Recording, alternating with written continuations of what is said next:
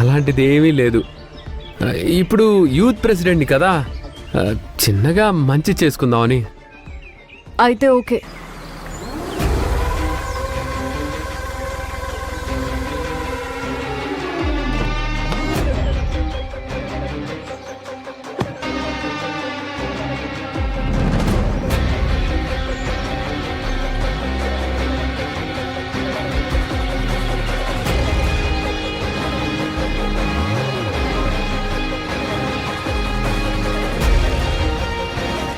నమస్తే సిఐ గారు.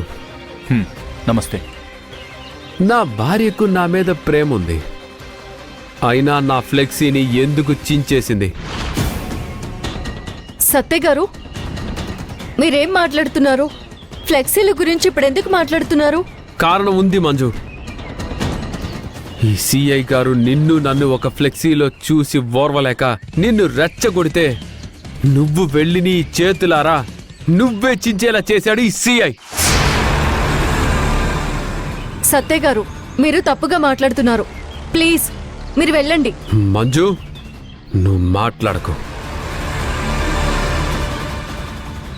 మిస్టర్ విక్రమ్, నువ్వు ఓర్వలేకపోవడానికి నీకు రీజన్ ఉంది. అదేమంటే నాలాగా నీకు పెళ్ళి అవ్వలేదు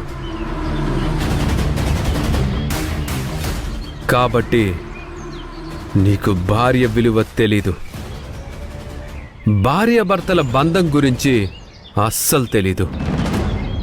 సత్య, నువ్వు నీ లిమిట్స్ని ఎప్పుడో క్రాస్ చేసావు. అయినా క్షమిస్తున్నాను. క్షమించకపోతే నువ్వేం చేయగలవు? ఎందుకురా ఉత్త పుణ్యానికి నోరు పారేసుకుంటున్నావు? మంచు భర్తవన్న కారణంగా నిన్ను వదిలేస్తున్నాను. లేకపోతే ఏం చేస్తావు? నువ్వు ఏం చేయగలవు? పెళ్లి పెటాకులు కానీ నువ్వు నన్నేం చేయగలవు? సత్య, మనిషిలా ఉన్న నన్ను మృగంలా చూడాలనుకోకు. నీతో ఊచ లెక్క పెట్టిస్తాను. నా భార్యతో నా ఫ్లెక్సీనే చించేలా చేసినప్పటి నుండే నిన్ను నిలదీయాలనుకున్నాను. భార్య మీద భర్తకు ప్రేమ, భర్త మీద భార్యకు ఉన్న ప్రేమ గురించి తెలియని నీతో మాట్లాడడం వేస్ట్. ఏ సత్య, యూత్ లీడర్ అయినప్పటి నుంచి ఎగసి పడుతున్నావు. ఏదో ఒకరోజు దొరక్కపోతావా? యూత్ లీడర్ పదవిని నిన్ను రెండూ లేకుండా చేస్తాను. అప్పుడు నేనేంటో చూపిస్తాను. చూద్దాం. అది చూద్దాం.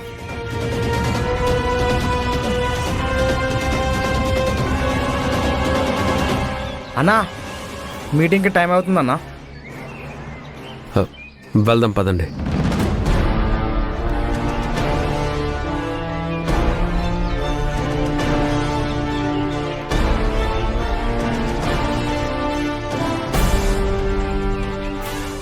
సత్య గారు నా మీద ప్రేమతో పోలీస్ స్టేషన్ వరకు నన్ను డ్రాప్ చేయడానికి వచ్చారేమో అనుకున్నాను. కానీ విక్రమ్ సార్ మీద ఇంత కోపం పెంచుకున్నారా?